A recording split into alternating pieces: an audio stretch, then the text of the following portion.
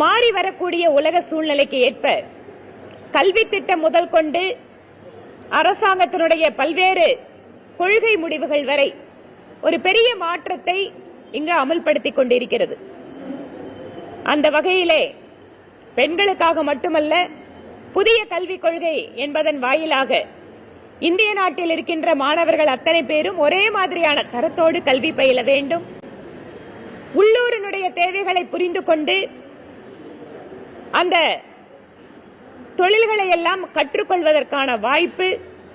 அதே போல இந்த நாடு பல்வேறு மொழிகளை பேசுகின்ற மக்களை கொண்ட நாடு.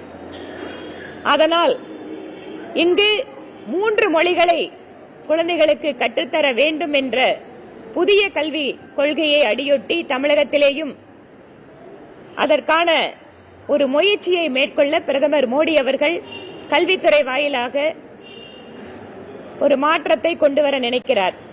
இந்த மாற்றம் அப்படிங்கிறது ஏதோ புதிதான மாற்றம் அல்ல, அல்லது முதல் முறையாக 3வது மொழி தமிழகத்து மாணவர்களுக்கு கற்றுக் கொடுப்பதும் அல்ல.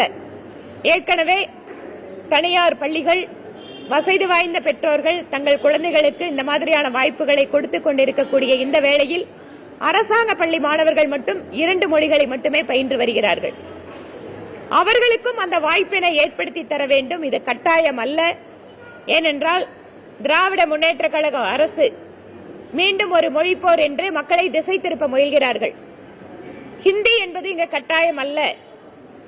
திரும்ப திரும்ப ஹிந்தி மொழி திணிக்கப்படுகிறது என்கின்ற தோற்றத்தை முதலமைச்சர் அவர்களும் மற்ற தலைவர்களும் இங்கு ஏற்படுத்த முயற்சி செய்கிறார்கள். இது உண்மை அல்ல. ஏற்கனவே தனியார் பள்ளி மாணவர்கள் 3 மொழிகளை கற்று வருகிறார்கள்.